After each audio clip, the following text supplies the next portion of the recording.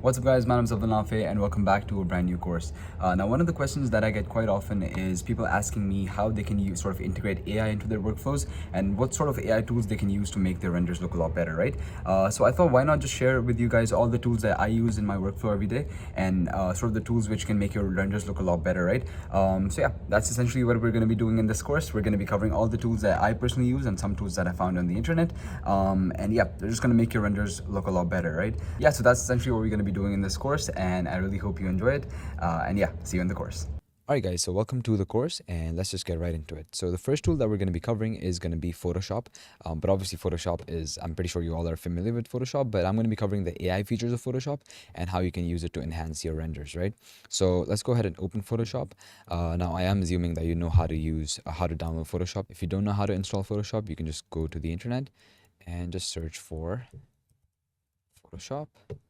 And you can just go to adobe.com and but yeah, I'm like if you're a 3D artist or any sort of artist, I am assuming that you know how to use Photoshop already. But yeah, so this is the part that we're going to be covering, generative AI. So the way you use it is by simply opening one of your renders. So I'm going to be opening this render right here, which I had, this one right here. Yeah, so in this render, you can see that I basically made this in Unreal Engine, and you can see that it's basically vertical, right? So what if I want to make it horizontal? What if I want to extend it along the edges? And what if I want to add or maybe change the rocks and stuff like that, right? Or maybe change the sky. So that's what we're going to be covering. And the main purpose of this whole course is to enhance your renders, right? Once you've made your renders inside of Unreal Engine or Blender or any other animation software, how you can like improve them and sort of make them better, right? I personally do not like, I'm not a huge fan of generative AI, generative art, which like creates art based off nothing, basically based off just a prompt, because I don't think that like sort of encourages creativity as much, and I don't think that's going to be as useful, at least as of yet, because like generative art looks pretty AI, and you can like basically tell that it's made by AI, right? But this kind of stuff, it's like very, it's indistinguishable, the kind of stuff that we're going to do, right? So let's go ahead and use generative AI, generative fill in this. All right. So what I'm going to do is that I'm going to go to crop, right? And now you can just increase. I'm going to hold option on my keyboard and actually, yeah, I'm just going to hold option on my keyboard. But before that, I'm going to control Z that, command Z that, and like just undo that. And I'm going to go ahead and change the, this ratio to height width times resolution, right? So this can basically just let us expand however we want, right? Now if I hold option, you're going to see that we can only expand in the horizontal axis like that. So I think something like this should be fine, right? And make sure this is generative expand, press tick, and now you're going to see that it's going to give you an option of it's going to ask you what you want to generate, right? But we're not going to put anything in this, because the thing is, usually the problem is, the thing that I've noticed so far with Photoshop is if you don't put anything here, it just gives you better results for some reason, right? Because it just looks at everything and it just tells you what's the best option, right? So 9 out of 10 times you won't want to add anything in this unless you want something very specific. But yeah, just click generate and you're going to see that it's as simple as that. It's just gonna generate us something very interesting. So now you can see that it generated us some stuff, and as you can see, it looks literally indistinguishable. You cannot tell that this is AI. Also, but if you don't like this option, then you can go to other variations. I personally think this, actually no. Actually, I think the first one was better. If you don't like any of them, what you can do is you can just click this generate button right here. You can add a prompt if you want, but I'm not going to do that. But you can click generate again, and it's going to create 3 more variations of it, right? So you can just keep doing this until you find a variation which you like. But I think the first one was probably the best out of all of these, so I'm probably going to end up using that. But yeah, this is how you can one sec. Actually, this one's kind of better. So it's either this one or this one. I personally prefer this one, honestly. So no, not this one. Yeah, I'm gonna go with this one. All right. So once you've decided what you want, you can just click move tool, and it's basically just gonna be there for you, right? And you can see that it's a separate layer, right? If I turn it off, you're gonna see that it's a separate layer. So if you add any adjustments, make sure to add them on top of both of these, right? And yeah, but yeah, that's pretty much it, right? So you can use this to generate a lot of stuff, generate basically different objects in your scene if you want. For example, let me give you an example actually. If I go to my pen tool, and let's say I want to add like a rock here, right? Or actually not a rock. What if I want to make this rock wall this sort of rock area bigger, right? I want to have it expand, right? So I'm just gonna make a selection right here, right? Like that. Actually, let me control Z that and select this part, all right? Right click, make selection, right? And then you can just go back. And what you can do is with the selection, with the selected, you can just click it, all right? Go to properties and it's gonna automatically have this generative option right here. So you can just click generate and it's gonna hopefully generate something interesting. But if you like in this sort of situation, I would actually recommend you to write rock or whatever you want to add. So it's gonna, add something similar to what you want. Because right now I don't know what it's gonna add, but let's see. Okay, it didn't really do that good of a job. Okay, so I added some rocks, but it doesn't really look good. So I'm just gonna go back and I'm gonna write rocks. Let's see. Let's see what happens now. So the thing about AI is that it's all about trial and error, and it's all about sort of just trying out different things and looking at what looks the best. Because you don't really know what exactly is going to happen. Actually, this looks really good. You don't really know what exactly is going to happen unless you try it, right? So I think this option is good if you want to have it like that. I'm personally not going to have this, so I'm just going to delete this layer. I think this looks the best, right? So yeah, that's essentially it. I don't think there's anything left to cover in this. So you can just use this to generate stuff. You can use this to expand your renders, and you can use it to sort of add objects to your renders. All right, so with this exact render, we can move on to our next tool, which is gonna, honestly, that's probably my favorite tool in which we're gonna be using, in which we're gonna be replacing the sky, because I think the sky in Unreal Engine and the sky in this render, it doesn't look that good, unless you use like paid plugins and stuff like that. But right now the sky looks pretty bad. But yeah, so we're gonna be improving the sky. We're gonna be replacing the sky actually, and we're gonna be what do you call it? Just making the render pop and making the render look a lot better, right? And the next tool is probably my favorite tool, right? So that is called Luminar Neo, right? So before that, let me just go ahead and save this render. Let me export it. So I'm just gonna go export, quick export as PNG, and I'm just gonna save it in my desktop. I'm gonna call it photoshopped render. All right, it is saved. Now we can just go ahead and minimize Photoshop, and now you're going to see that we are going to be using Luminar AI. So if you don't know what Luminar Neo is, it's basically a tool which you use to sort of just make renders better, and you can just go to skylum.com, that's the website. And yeah, now this tool is paid just like Photoshop, but yeah, I think it's perfect. I think it's definitely worth it, right? You can use it to basically do anything that you would do in maybe Lightroom.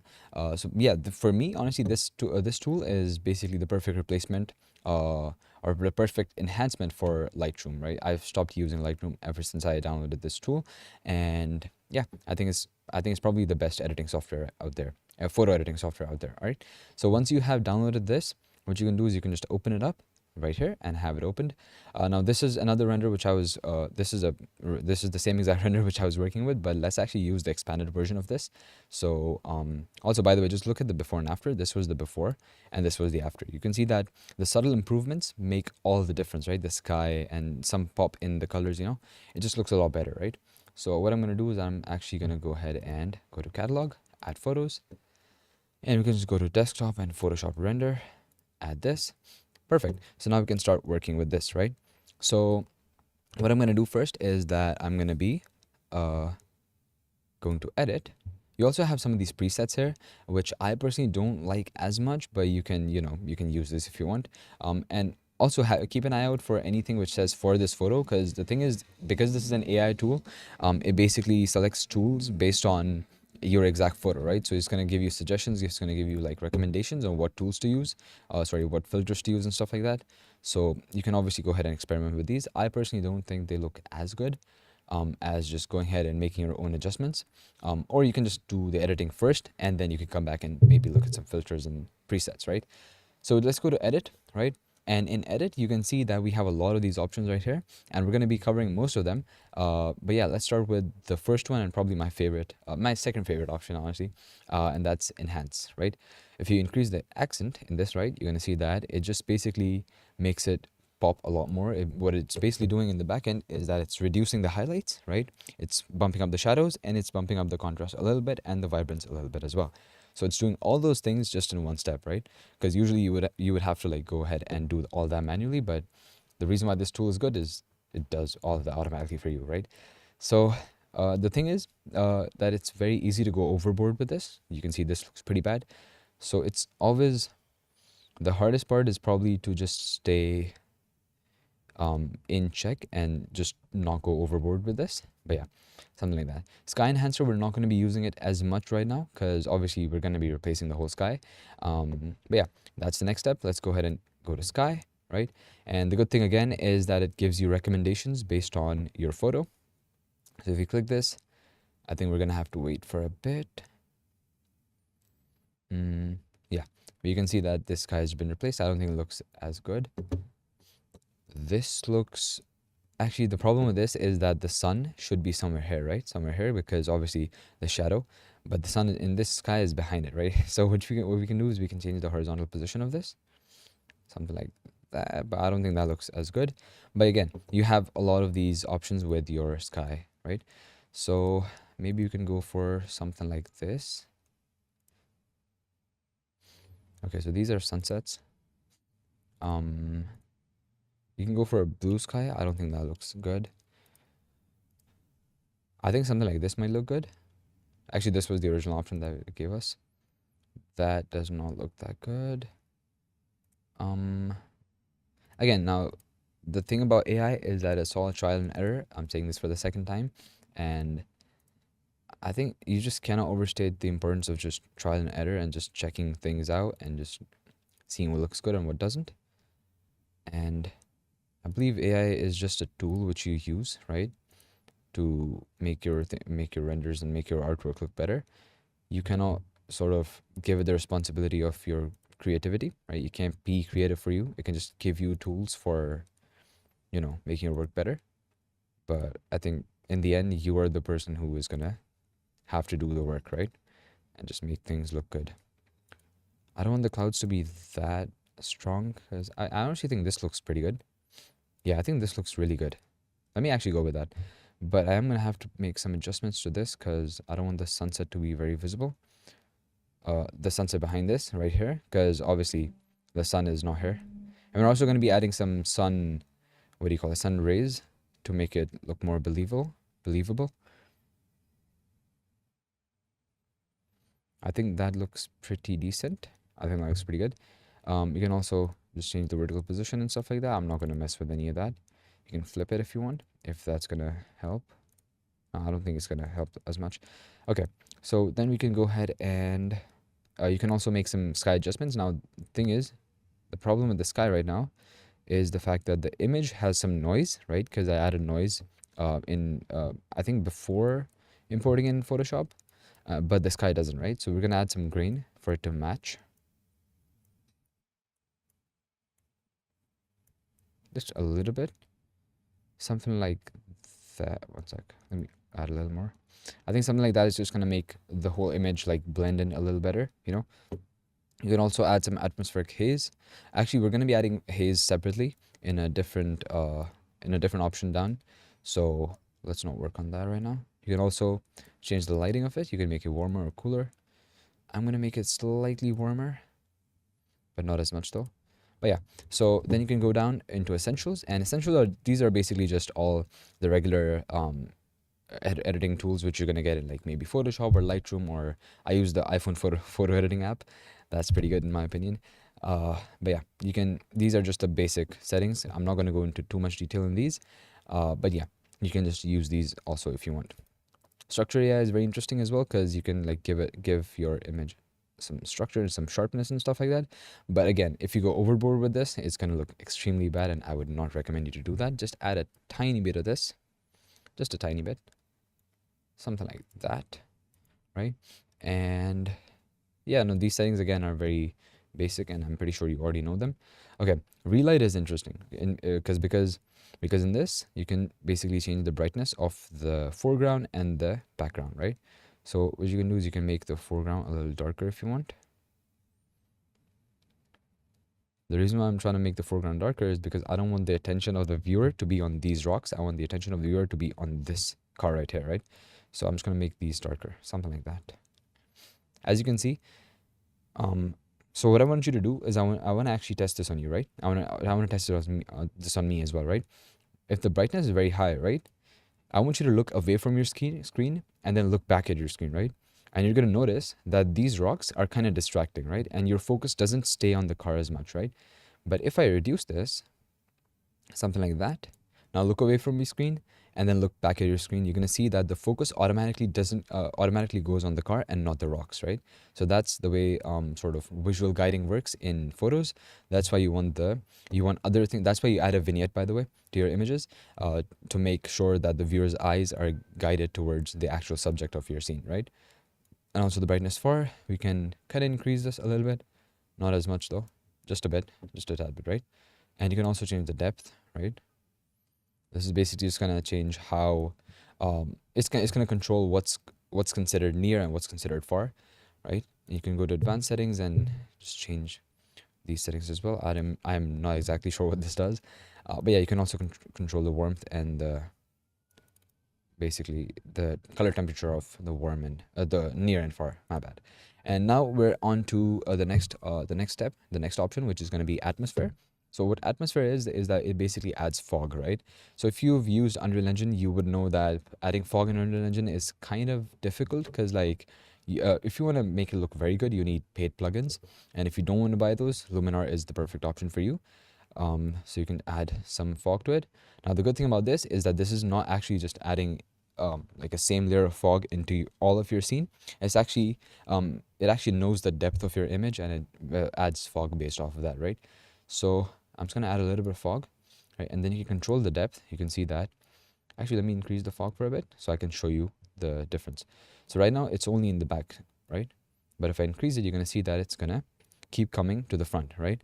Now this is AI magic, so yeah, it just looks, I think it looks really good. So I think the depth should be something like this. And you can also get different options.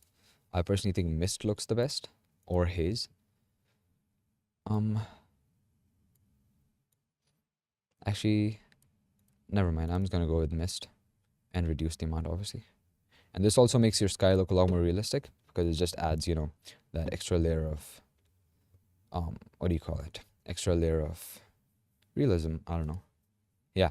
Now we can go ahead and add a sun ray to this. So just place sun center, and you can place it anywhere in your scene depending on where your sun is. So for me, it's gonna be sun is gonna be somewhere here because then the shadow is being formed right behind this, right? So I can increase the amount.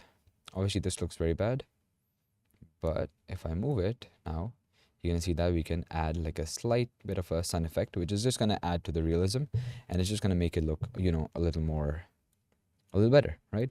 So I'm just gonna set all these settings to default. I don't think I wanna mess with any of these, but I think it looks pretty good. Okay, so by the way, just look at the before. This is the before and this is the after. You can see that it looks so much better, right? The difference I think is day and night. This looks very fake because of the sky mainly, and this looks very realistic, and it actually looks like a real photo, honestly. So you can also go to dramatic. I don't like the way this looks, honestly. It's like very easy to go overboard with this, so I'm not going to add it at all. You can also go to toning, and you can change the toning of this. If I'm being very honest, I don't know what this does because I don't really use this option as much. The main options that I use is like relight, atmosphere, and enhance, and sky, and structure. All these options, and obviously the basic essential options as well, right?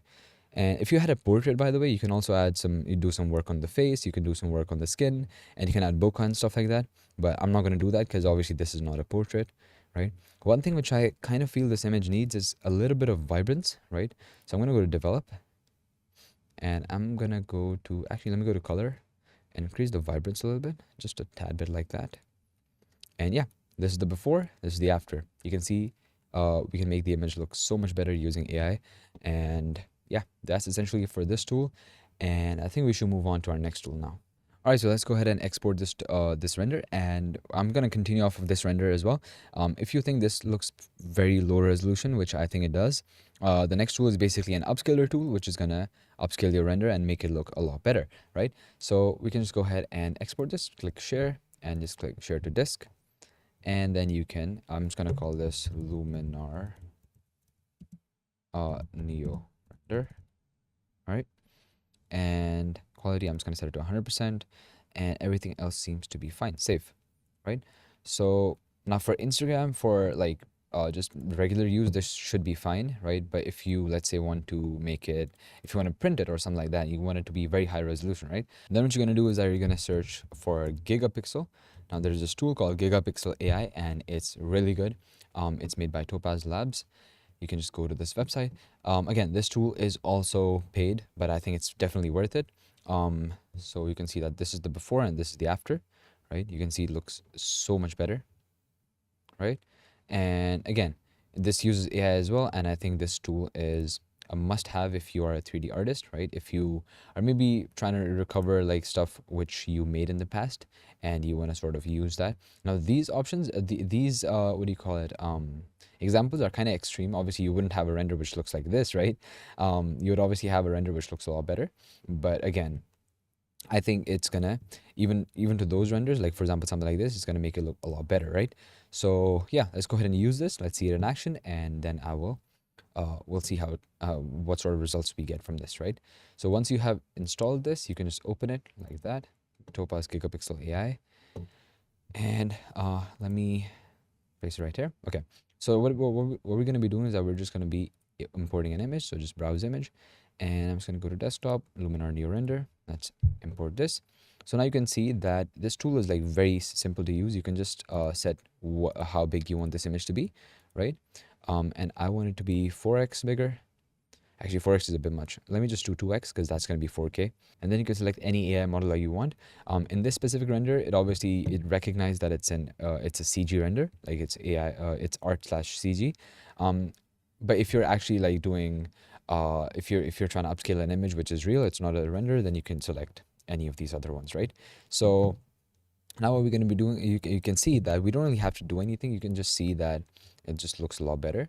If I go up and if I set it to 4x, you're going to see the difference. So this looks pretty pixelated, pretty blur, right? But this one is going to look quite better. Now there is one thing which I want to mention here. So you can see that it looks a lot better. There is one thing which I'm going to mention here is that if you added noise in the past, then it's going to remove that, and you're going to have to add that again. So I would definitely recommend you to do this step before you add any noise, right? Because that's just going to make it look a lot better. And even here, you can see the artifacts in the noise. You can see that they're mostly gone for the most part, right? So it just makes it look a lot better, right? So yeah, if you're trying to print an image, if you're trying to print a render or anything like that, and you want to upscale it a lot, then you can just do this, and make sure to add a little bit of noise on top of this, because this tends to make it like very smooth, and that doesn't quite look that realistic. But yeah, so that's what I would recommend you to do. And I mean, there's not much to talk about in this tool. It's just very simple to use and it's very effortless. And once you're done, once you're satisfied with this, you can just go ahead and save image. And I'm going to remove this. I'm just going to call this upscaled, and save it in the original folder. It's processing it. And yeah, if I open it, upscaled, you're going to see that this looks pretty good. The only problem is that it doesn't have any noise, right? So you can just go ahead and add some noise to this render. All right, so that's essentially it for this tool. Let's move on to the next one. All right, so the next tool is going to be an online one, right? And that tool is basically going to be, if you want to generate 3D models of any sort, right? You want to generate like low poly, low quality 3D models, which you can use in your scenes as maybe background objects and maybe like filler objects, then you can do that, right? And the reason why you want to do this over like just downloading models is because of two main reasons, right? First one would be if you want like a very specific custom model, right, and which you can't find anywhere else on Blender Kit, on any other, on Sketchfab or something like that. You can't find anything like that, then you can use this tool. Or the other option that I see myself using this in is probably when you can find some stuff which you can use, but the problem is that the license that you get with those, it's not for commercial use, right? So that's when I would probably use a tool something like this, right? So let me actually open the notes app, which I had my notes in this, right? So in this, you're going to see that we have this one right here, generating 3D models, and the tool we're going to be using is called Luma Labs, right? Luma AI. So with this, what you can do is you can do two things basically. You can first create 3D models based off of text prompts, or you can also capture 3D scenes. You can basically do photogrammetry using AI. That's honestly something very interesting as well. However, I'm not really going to be covering that much because I personally don't see the use of doing photogrammetry this way, because it just creates the whole scene. And photogrammetry in general, I'm not really a huge fan of that, so I'm not going to be covering that as much. But you can feel free to explore this. I personally prefer using creating 3D models, right? So you can just click this right here, imagine, and now you're going to see that we have a lot of these options. You can click any of these and it's going to give you the exact prompt that was sort of used to make this stuff. And yeah, you can just make any of this stuff, or you can just go ahead and search for uh, like basically just make any prompt, right? So what if I want to do, let's say, um, one sec, let me actually open my renders and let's see if I can find an interesting thing. So what if I want to have like a rock, right, in the background, right? Rock. I'm just gonna write rock, right? I'm not gonna do any sort of complex prompt engineering or anything like that. I just want to see what it can make, just basically just purely based off of like a very simplistic prompt, right? So I think this looks pretty good. Now one thing which you can do, which honestly I see myself doing, is you can basically just get the mesh from these, right? You can get the mesh from these, and the texture obviously is not that good. So if you want a high resolution texture, you can just search for maybe rock, rock texture, high res, and you can basically just get a rock texture, right? And then you can apply this texture on this rock, right? Because the geometry is basically pretty good, right? It's just the texture that is sort of low res. Okay, so that's something which I see myself doing. Another thing which you can do is you can also use the next tool. Actually, not the next tool, the one after that, and that is that is a 3D texture generator, right? If you want to use like a different texture on this, you can also generate a texture. We're going to be covering that in a bit. So you can also generate 3D textures and then sort of add that on top of these, right? Because what I've noticed with all of these models is that the models are pretty good, the meshes are pretty good, but the textures, they're not that good. So if you're just making like a simple game and you want to have something in the background which is going to be far away, these are going to be fine for you. But I see myself wanting bigger textures, right? But yeah, so you can either add your own texture to this, or you can generate a texture for this, or you can just use this with the texture that it comes with. But yeah, so you can generate 3D models of basically anything. Let's try to do like a chair, and you're probably gonna see that we're gonna get a chair. Obviously, you wouldn't like generate a chair for this, because if you want if you want a 3D model of a chair, you can just search it on the internet. But again, if you want a low poly model, which is like very light on your computer, or you want like a specific 3D model which you can't find, maybe something like this, then you would want to generate it with AI, right? So that's essentially this tool. I think it's pretty useful, and I might start using it in my workflow as well. But me personally, like right now, I'm using these three tools in my workflow currently, right? And I just found out about this tool like recently, and I'm actually gonna start using this. So this tool is basically, it's a color palette generator, right? If I just open this website, what it basically does is that, okay, so actually I already did some work in this, so it's basically just starting from there. Let me actually go ahead and clear all my cookies actually. All right, so the first time you open the website, it's actually going to look like this, right? So basically what it does is that you're going to select 50 colors from these. Now I know that sounds a lot, but I think it's worth it, because then what's going to happen is that once you select 50 colors from this, it's going to give you basically what do you call it, it's going to generate 50 colors for you, which which you will probably like, right? So the reason why it needs all that data for you, like for you to select 50 colors, is because it wants to sort of understand it and feed that data to its model, so it can like sort of generate colors for you, right? So I think I'm just gonna start selecting colors, and it actually doesn't take as much time as you think it would. But yeah, so these colors, just be sure to like try to be as accurate with this as possible. Just don't select random colors, only select the colors which you genuinely like, because it's going to use those in color palettes, and it's going to generate color palettes for you. And I think this tool is like actually really useful, and especially like right now I'm trying to learn app development, in like iOS app development. I have a class for that actually in my college, so I'm actually going to be using this to, when I'm making apps and stuff, I'll use these to sort of, not this one actually, yeah, and this.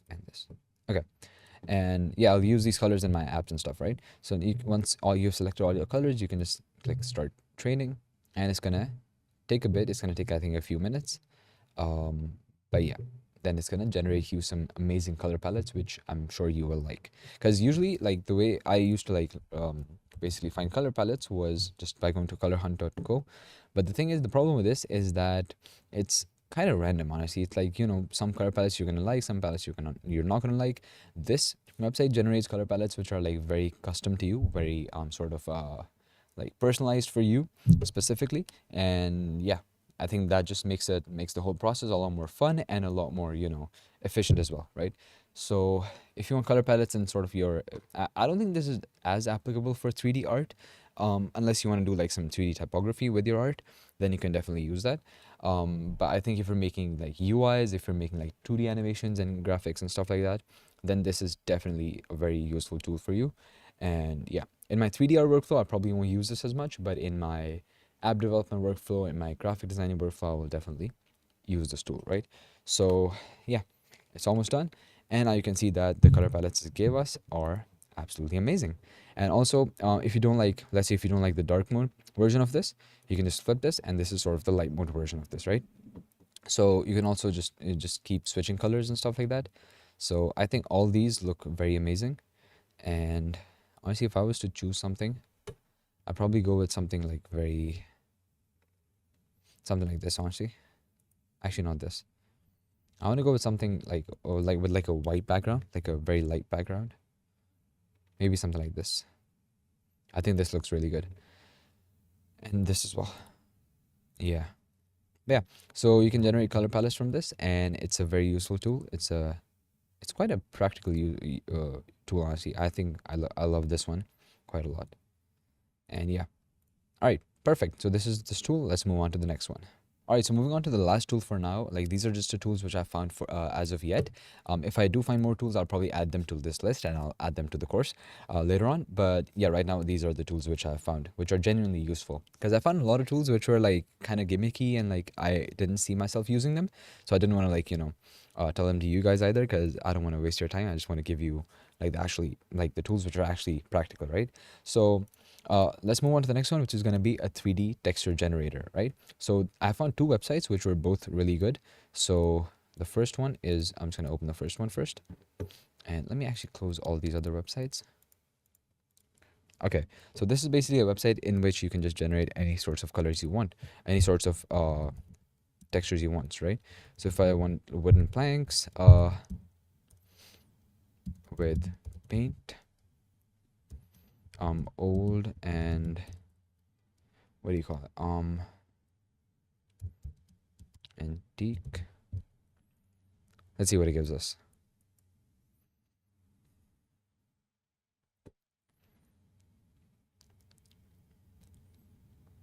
All right, so the first texture looks absolute trash. This texture, actually, this one looks really good. What do you think? I think this one looks really decent. This one too. Yeah, I think these. So the thing with this is that the textures are pretty. Yeah, you can see, you can look at this. What even is this, bro? That's the thing with AI. It's kind of random, right? So some textures you're gonna get are gonna be really good. Now this is a texture which I actually see myself using in maybe like a project, and especially this one. I think this one looks really good. But yeah, these textures are just random, right? So yeah, uh, actually let me just not do any of that. Let's just do wooden planks. Let's see what comes up. So again, now this tool is completely free if you want 5 to 12 pixel textures. If you want higher resolution textures, then you're gonna have to upgrade to Pro. I'm not sure how much that's gonna cost, but yeah, I think this looks really good. And these textures are actually like really decent. Like I actually see myself using these in my projects, right? So again, the reason why you want to use this over like just getting textures on the internet is sometimes you want a very specific texture. For example, you want like I don't really know, because wooden planks is like something which you can definitely find on the internet. One thing which you couldn't find would probably be like uh dragon skin, right? It would be really hard to find like a dragon skin texture. But let's see. So you can see that this doesn't look good. Yeah, something like this. This looks pretty good. What even is this? Yeah, but something like this would be pretty useful if you are actually like trying to make like a dragon, or like not even a dragon, maybe like a dinosaur skin. Yeah, so if you want like very specific textures which you can't find anywhere else, something like this, like I think this looks pretty good. Uh, I think this, I don't know what this is. What? So apparently it just gave you like some dinosaurs in a texture, which is like insane. But yeah, something like this is actually genuinely useful, right? So yeah, if you want like a very specific texture which you can't find anywhere else, and you want to use it, and you are also, you also don't want to be worried about like the texture, the, what do you call it, the texture license, right? Because if you read this, you're gonna see that all these textures are basically free. And yeah, I mean, a little acknowledgement is obviously appreciated, but you don't have to like attribute it to anyone and stuff like that, right? Because it's AI.